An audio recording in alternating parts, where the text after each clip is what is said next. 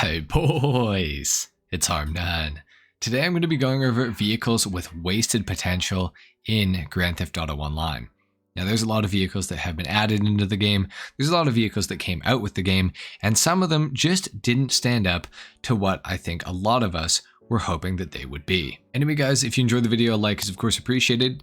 Dislike if you don't enjoy, of course. Consider subscribing if you guys are new, and let's go ahead and get started with number 10. Now at number 10 we have the HVY Menacer, costing $1,775,000.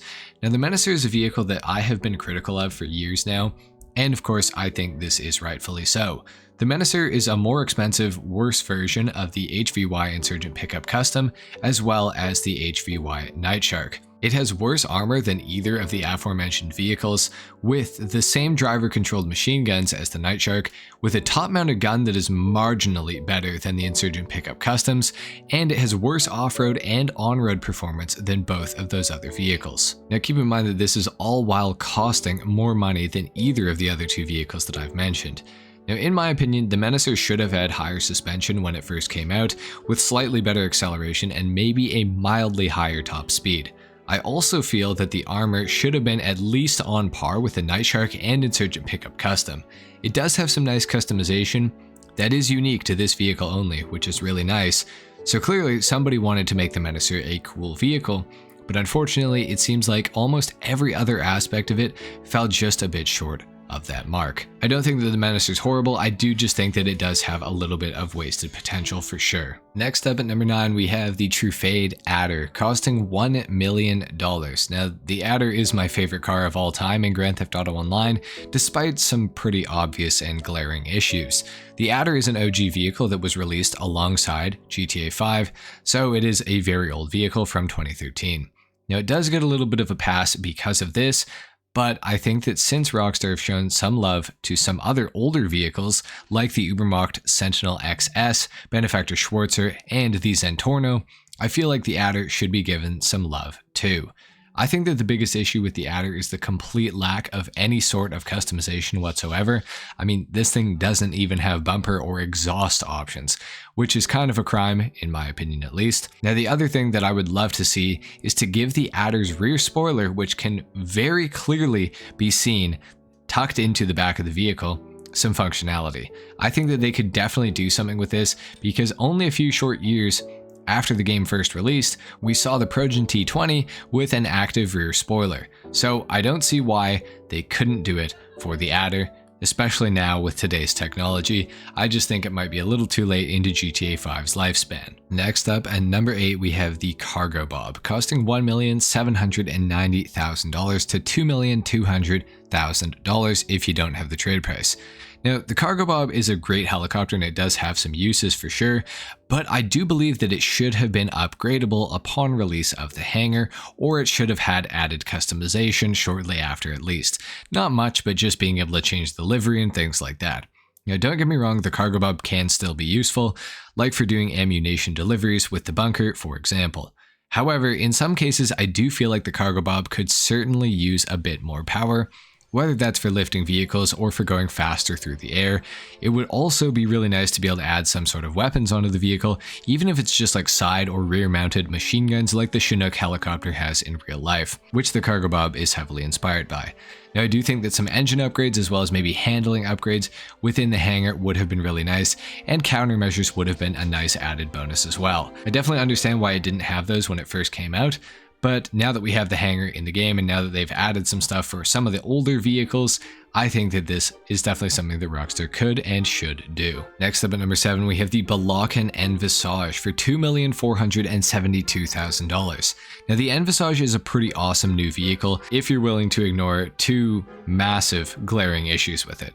The Envisage's first problem is the price, nearly $2.5 million for a sports category vehicle that isn't anywhere close to beating the top 3 cars in the class when it comes to being on a racetrack. All this while also being more expensive than every single one of them. Now the first problem ties into the second problem as well. The Envisage is an Amani Tech capable vehicle, which I think was Rockstar's justification for the price. Now of course Rockstar doesn't need a justification to up the price on a vehicle, as I'm sure we all know. Now there is another problem with the Amani tech on this vehicle, and this issue is that it does not possess an armor plating upgrade, meaning that you can get the missile jammer, but it will still die extremely quickly to explosives if they manage to hit you. I think that if they simply added armor plating to this vehicle, it would easily remedy the two issues that I have with it and would bring it up to its full potential. Next up at number 6, we got the overflawed Entity XXR for $2,305,000. Now when this car initially released, I was beyond hyped to not only have a new entity in the game, let alone one that looked so good. Now unfortunately, when I bought the car, I very quickly found out that this vehicle was going to be a huge disappointment. When I first got in it, the lack of customization options were the first thing that stuck out to me. And honestly, I didn't really care though, because I was more excited to drive the actual car. And that's when things took a turn for the worst. This vehicle, I very quickly figured out, like many of the other vehicles from the same DLC, had advanced flags, otherwise known and typically referred to as engine resistance. This made the vehicle extremely slow compared to how it should have driven without those flags. The acceleration was stunted, the top speed was brutal, and even the handling wasn't that incredible for what was, at the time of release, an extremely expensive car. This vehicle could have been so great, but it just fell short, unfortunately. At number 5, we have the Phantom Wedge, costing $1,920,000 to $2,553,600. Now, my biggest beef with the Phantom Wedge, and what I think is the biggest waste of potential with this vehicle, is the fact that this thing didn't have any customization when it definitely should have. Maybe even some weaponry, and it should have been a lot more viable in PvP, in my opinion. Now the Phantom Wedge's customization could have been similar to some of the bigger arena war vehicles like the Cerberus or the Bruiser. Now I do understand that this thing came out relatively early into GTA Online's lifespan. We didn't even have arena war out yet or anything like that, so we didn't really know too much about what customization we could have. But I do think that in a future update, being able to customize the Wedge would have been a really cool addition. I think it's such a unique truck, I think it's really awesome, but I feel like it is kind of on the weaker side, and I do feel like weapons and more customization would have definitely made the Phantom Wedge a little bit better.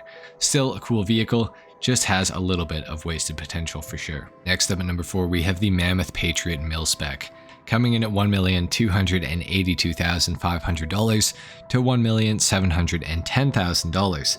Now this vehicle has disappointed me to no end, truly so very sad. The Patriot Mil-Spec is based on perhaps one of the most iconic military vehicles of all time. It has the customization, and it's got the handling and performance down perfectly, which is to say that it's not very good.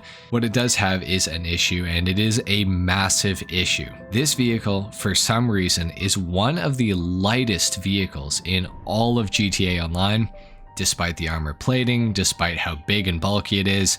And this results in abysmal on-road, but particularly absolutely god-awfully terrible off-road performance. It feels incredibly bad to drive on-road or off-road, but off-road is like different. It is a different breed off-road of just how bad this thing is. And for a vehicle that is supposed to be, you know, a Humvee, which are notoriously pretty good off-road, this thing is absolutely terrible, and I do feel like that is a huge waste of potential with the Patriot Mil-Spec. This thing could have been absolutely incredible off-road, but it's very bad. Now next up at number 3, we have the Annihilator Stealth for $2,902,500 to $3,870,000. Now the Annihilator Stealth has kind of been a big disappointment ever since it got released into GTA Online. Now when it first released, it was nearly identically priced to the Akula attack helicopter, which was and still is better in pretty much every single way. Now the Akula's price has been raised since, but the Annihilator Stealth still has worse armor, worse weapons, is slower, looked worse, and flew generally worse. I think that they could have very easily changed its armor stats to at least be a little bit more competitive with the Akula, and this alone would have made the vehicle a lot more valuable. It's also such a shame that it is so bad because it does have a really cool feature that no other helicopters have, and that is of course the rappel function for the passengers in the rear of the helicopter. When the helicopter is relatively low to the ground and stationary, passengers can rappel out of the back, which is super cool and unique to this helicopter alone. It's just a shame that it just didn't quite live up to the Akula, and a lot of people are going to make that comparison because the Akula is the only other helicopter that can go into stealth mode and out of stealth mode, and of course the Annihilator was going to get compared. And it's just simply worse. At number 2, we have the Rhino tank for $1,500,000. Now, the Rhino tank was initially extremely powerful in GTA Online, so naturally Rockstar had to nerf it pretty heavily to compensate for this. However, nowadays in GTA Online, you'd be pretty hard pressed to find a lobby that doesn't contain at least 3 people using heavily militarized or heavily armed or armored vehicles. I think that the initial nerf of the Rhino was definitely justified. However, I definitely think to suit current day GTA Online, a pretty sizable buff to the Rhino is necessary and very much justified. Sometimes I think about people playing GTA Online and not knowing these things and purchasing a Rhino expecting it to be a pretty great vehicle, only to get put out of commission in about 3 minutes purely by the gunfire of a 3-star wanted level. This is certainly a vehicle with a lot of wasted potential, and I would like to see that get remedied at some point. Now at number 1, we have the Pfister Comet S2 for $1,408,500 to $1,878,000. The Comet S2 has disappointed me greatly ever since it was released into GTA Online, and I know that I'm not the only one. For a car that is based heavily off of the Porsche 911 and gives you the ability to customize it into basically any trim level of the real-life modern-day 911, this vehicle sure as hell does not perform anything like a Porsche 911. The handling in particular is the biggest issue that I have with this vehicle. 911s are, I would argue, mainly known for their very unique handling characteristics and driving experience, and the Comet S2 definitely completely misses the mark in this aspect for me. The handling is extremely unpredictable and kind of unresponsive feeling, while also being generally bad as it is. The vehicle definitely needs a bit of a handling buff, and this to me certainly feels like the most obvious example of some of the most egregious wasted potential in all of GTA Online. I love this car and I want to love it, but unfortunately going around corners is kind of a really big deal, and you definitely need to be able to do it. And the Comet S2 just simply cannot do that for me. So anyway guys, there you have it. That is it for my picks for the 10 vehicles with the most wasted potential in Grand Theft Auto Online. Let me know what you thought of my list in the comment section down below. Do you think there are any other vehicles with a lot of wasted potential? Let me know in the comment section. Leave a like if you enjoyed, dislike if you didn't, consider subscribing if you guys are new, and I will see you all in the next video. Until then, take care. Peace.